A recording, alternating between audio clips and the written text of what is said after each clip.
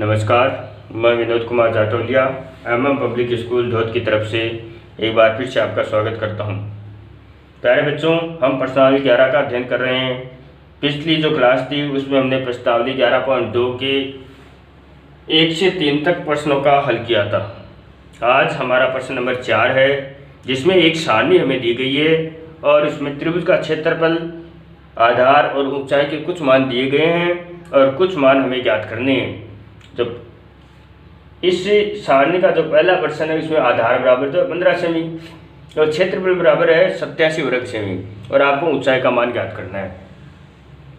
दूसरे जो प्रश्न है उसमें हमें ऊंचाई का मान दिया गया 31.4 सेमी और त्रिभुज का क्षेत्रफल दिया गया है 1256 वर्ग सेमी और आपको आधार का मान ज्ञात करना है। इसी प्रकार तीसरे जो प्रश्न है उसमें आधार का मान तो दिया गया 15.6 सेमी और ऊंचाई का मान हमें ज्ञात करना है, जबकि क्षेत्रफल है इसका 117.5 वर्ग सेमी।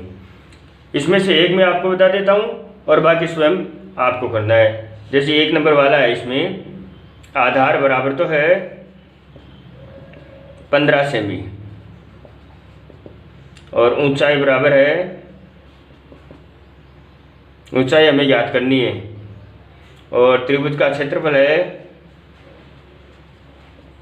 त्रिभुज का क्षेत्रफल बराबर है 87 वर्ग सेमी, वर्ग सेमी या सेमी स्क्वायर। तो त्रिभुज का क्षेत्रफल का सूत्र होता है 1/2 गुणा आधार गुणा ऊंचाई बराबर दे रखा हमें 87। तो 1/2 गुणा आधार, आधार बराबर 15 गुणा ऊंचाई है नहीं तो ऊंचाई की जगह ऊंचाई बराबर 87।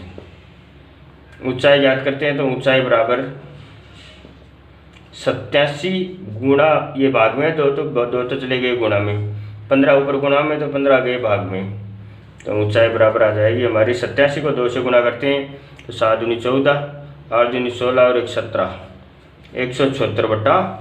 अब 15 का भाग देते हैं 176 में, 176 में हमें भाग देना है 15 का।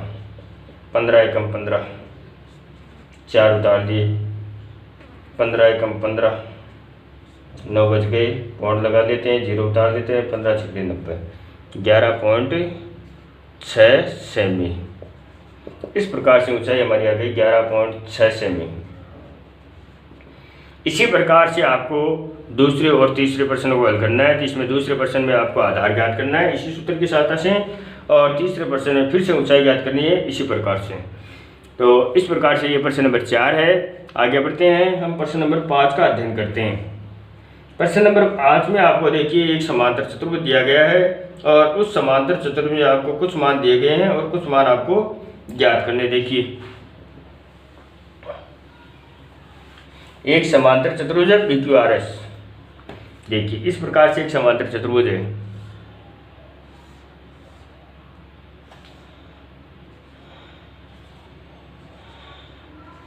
ये एक समांतर चतुर्भुज है PQRS, जिसमें इस क्यू से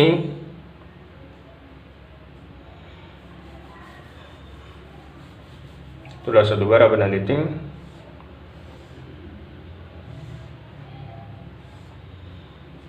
PQR और S, इस क्यू से एक तो यहाँ पर लंब है और एक यहाँ पर लंब है। इसका नाम तो है QM और इसका नाम है QN। अब मैंने आपको समांतर चतुर्भुज का क्षेत्रफल बताया था आधार गुना ऊंचाई। यदि त्रिभुज का आधार ये होगा तो ये इसकी ऊंचाई होगी और यदि आधार PS है तो ऊंचाई QN होगी। और देखिए इसमें क्या दिया गया आपको दिया गया है समांतर चतुर्भुज PQRS में समांतर चतुर्भुज PQRS में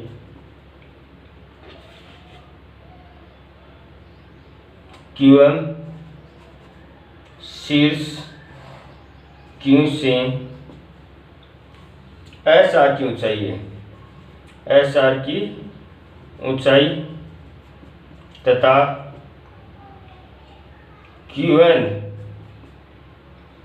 क्यू एन है वो पी एस की ऊंचाई है।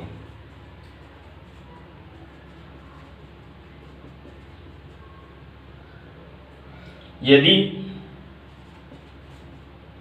एस आर बराबर 12 सेमी, एस आर बराबर 12 सेमी और क्यू एम बराबर 7.6 सेमी है, तो ज्ञात कीजिए। अब देखिए आपको क्या क्या ज्ञात करना है। एक तो आपको ज्ञात करना है समांतर चतुर्भुज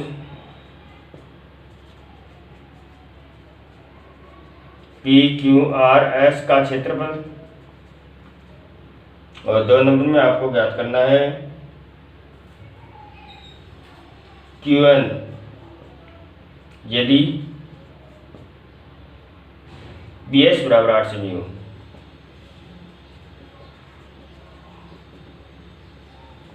इस प्रकार से आपको ज्ञात करना है क्यू एन।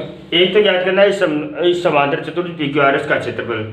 आपको देखिए प्रश्न में दिया गया है समांतर चतुर्भुज पी क्यू आर एस में क्यू एम शीर्ष क्यू से, इस क्यू से क्यू एम की लंबाई आपको दे रखी है, ये इसकी ऊंचाई है, और पी एस की ऊंचाई हो गई है क्यू एन। यदि एस आर बराबर है 12 सेमी, ये 12 सेमी, और क्यू एम बराबर है 7.6 सेमी। तो आपको एक तो इसका क्षेत्रफल याद करना है, और क्यू एन यदि पी एस बराबर 8 सेमी है तो आपको क्यू एन की लंबाई याद करनी है। तो पहले तो हम इसका क्षेत्रफल याद करते हैं। चतुर्भुज पी क्यू आर एस में देखिए हमें क्यू एम की लंबाई दे रखी है, ये है क्यू एम, ये इसकी ऊंचाई, और आधार एस आर की लंबाई दे रखी है, आधार भी है ऊंचाई भी है। हम क्षेत्रफल याद कर लेते हैं। आधार बराबर हम माने एस आर बराबर 12 सेमी। अब आधार यदि हमने ये माना तो ऊंचाई ये होगी आधार के ऊपर वाली रेखा जो आधार के ऊपर लंब है, तो ऊंचाई बराबर क्यू एम बराबर 7.6 सेमी। तो समांतर चतुर्भुज का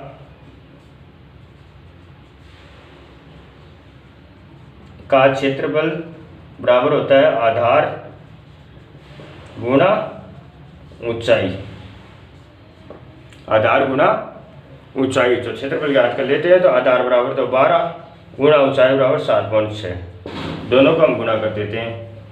7.6 को गुणा करना है 12 से, 6 दूनी 12, 7 दूनी 14 और 1 15, 6 एकम 6, 7 एकम 7, 4 5 11, 7 1 8 1 9, यहाँ पर लगाएंगे पॉइंट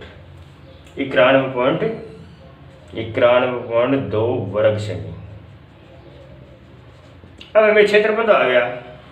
दूसरे नंबर में हमें देखिए पी एस की लंबाई दे रखी है, पी एस दे रखा है यानी आधार दे रखा है, ये ऊंचाई याद करनी है। त्रिभुज का क्षेत्रफल हमने याद कर लिया, तो 2 नंबर को हल करते हैं हम। 2 नंबर को हम यहाँ हल कर लेते हैं।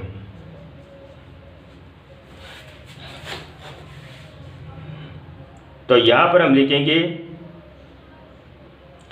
समांतर चतुर्भुज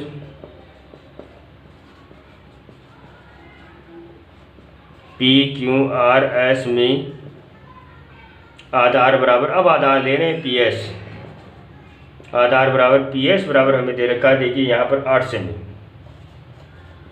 अब यदि आधार हमने पी एस लिया तो ऊंचाई ये होगी इसकी, तो ऊंचाई बराबर क्यू एन हमें ज्ञात करनी है, और क्षेत्रफल दिया है इसका। क्षेत्रफल हमें पहले प्राप्त हुआ, क्षेत्रफल हमेशा यही रहेगा, चाहे आधार ये हो और ऊंचाई ये हो, चाहे आधार ये और ऊंचाई ये हो। तो क्षेत्रफल किसी भी आधार और ऊंचाई से ज्ञात कर लीजिए, क्षेत्रफल सेम ही रहेगा। तो क्षेत्रफल है इसका 91.2 वर्ग सेमी।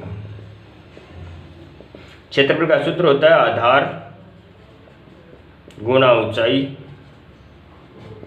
बराबर 91.2। आधार की जगह आधार का मान लिखते हैं 8 गुणा ऊंचाई बराबर क्यू एन है बराबर 91.2।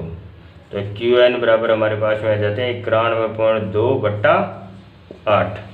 91.2 में 8 का भाग देते हैं।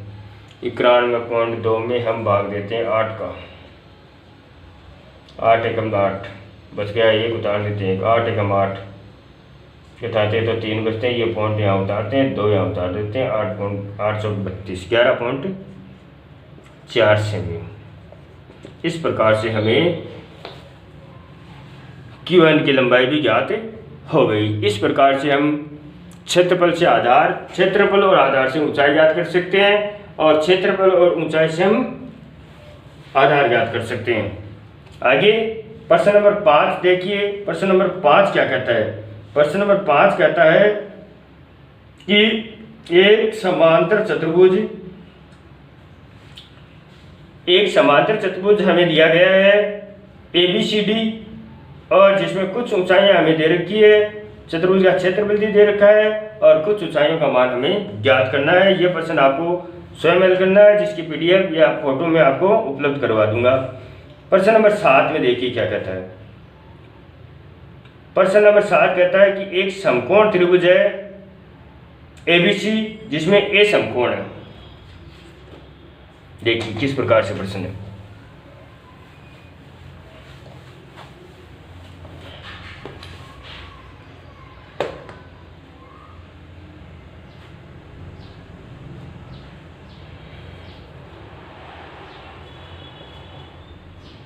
समकोण त्रिभुज ABC में A समकोण है,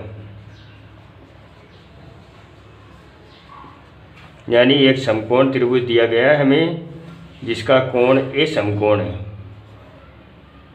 ठीक है, ये ABC समकोण हो गया, और AD भुजा BC पर लंब है। ये AD भुजा BC के ऊपर लंब है। AD भुजा BC पर लंब है। लंब है यानी यदि आधार ये है तो ऊंचाई मान सकते हैं हम। लंब है। यदि AB बराबर 5 सेमी, BC बराबर 13 सेमी तथा AC बराबर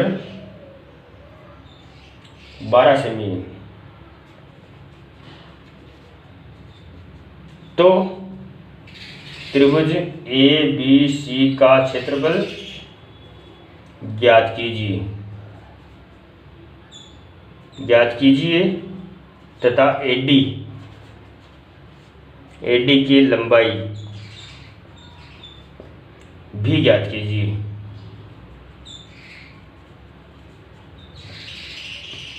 हमें दिया गया है समकोण त्रिभुज ABC, जिसमें कोण A तो है समकोण,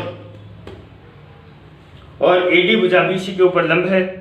यदि AB बराबर 5 सेमी, ये तो है 5 सेमी, BC बराबर 13 सेमी, ये BC बराबर ये है पूरी 13 सेमी, और AC बराबर 12 सेमी, तो इस त्रिभुज का क्षेत्रफल और AD की लंबाई हमें ज्ञात करनी है। तो देखिए किस प्रकार से ज्ञात करते हैं। तो हम लिखेंगे समकोण त्रिभुज ABC में हल समकोण त्रिभुज ABC में यदि आधार ये है तो ऊंचाई ये होगी। आधार मान लेते हैं, आधार बराबर AB बराबर है हमें 5 सेमी। अब आधार ये है तो ऊंचाई होगी AC, तो ऊंचाई बराबर होगी AC बराबर 12 सेमी। अब इसका क्षेत्रफल ज्ञात कर लेते हैं त्रिभुज के क्षेत्रफल के सूत्र से। तो त्रिभुज ABC का क्षेत्रफल बराबर 1/2 गुणा आधार गुणा ऊंचाई, तो 1/2 गुणा आधार बराबर 5 गुणा ऊंचाई बराबर 12, 2 का भाग 12 में देते हैं तो 6 बार 6 को और 5 को गुणा करते हैं तो 6 पंजे 30 वर्ग सेमी। ये तो आ गया क्षेत्रफल। अब पुनः 2 नंबर में हमें ज्ञात करना है एडी की लंबाई। एडी की लंबाई ज्ञात करते हैं तो 2 नंबर को हम यहाँ हल करते हैं तो हम लिखेंगे त्रिभुज ABC का क्षेत्रफल हमारे पास में है, त्रिभुज ABC का क्षेत्रफल, त्रिभुज ABC का क्षेत्रफल है हमारा 30 वर्ग सेमी, 30 वर्ग सेमी। ये तो क्षेत्रफल हो गया। अब आधार मानेंगे ये, यदि ऊंचाई ये ज्ञात करनी है तो आधार मानेंगे हम BC, तो आधार बराबर हम मान लेते हैं BC बराबर 13 सेमी। अब आधार ये माना है तो ऊंचाई होगी AD, ऊंचाई बराबर AD जो कि हमें ज्ञात करनी है। फिर त्रिभुज का क्षेत्रफल यानी 1/2 गुणा आधार गुणा ऊंचाई बराबर 30 ले लेंगे हम, तो 1/2 गुणा आधार तो हो गया 13, ऊंचाई है नहीं, ऊंचाई की जगह लिख देते हैं AD बराबर 30, तो AD बराबर हो जाएगा 30, 2 भाग में तो 2 तो गुणा में, और 30 गुणा 13 भाग गुणा में तो 13 भाग में, 30 दूनी 60, तो 60 में भाग दे देते हैं हम किसका, 13 का। 30 में हम भाग देते हैं किसका, 13 का। 30 में जब हम भाग देते हैं 13 का तो हमें प्राप्त होता है, देखिए 60 में भाग देना है 13 का, 60 में हम भाग देते हैं 13 का, 13 चौक 52, घटाते हैं तो बचते 8, फिर यहाँ पॉइंट उतारते हैं, यहाँ 0 उतारते हैं, 13 का 78, 6 बार, फिर घटाते हैं तो हमारे पास में बचते हैं 2, 1 0 और उतार लेते हैं, 13 कम 13, घटाते हैं तो बचते हैं 7, फिर 0 उतार लेते हैं, 13 पंजे 65, 4.61 या 4.62 भी कर सकते हैं। तो AD बराबर हमारे पास में आया 4.62 सेमी, लगभग 62 या 61 भी कह सकते हैं। इस प्रकार से हमें प्रश्नों को हल करना है। प्रश्न नंबर 7वां मैंने आपको बता दिया। प्रश्न नंबर 1 से लेकर 3 तक तो हमने पिछली क्लास में हल किए थे। प्रश्न नंबर 4 में 3 प्रश्न दिए गए हैं, जिसको एक को मैंने आपको बोर्ड पर बता दिया, बाकी 2 आपको स्वयं करने हैं। प्रश्न नंबर 6 मैंने आपको, प्रश्न नंबर 5 मैंने आपको बता दिया, 6 आपको खुद करना है, 7वां मैंने आपको बता दिया और 8वां आपको स्वयं करना है। इस प्रकार से आपको प्रश्नावली 11.2 पूरी आपको तैयार करनी है। धन्यवाद।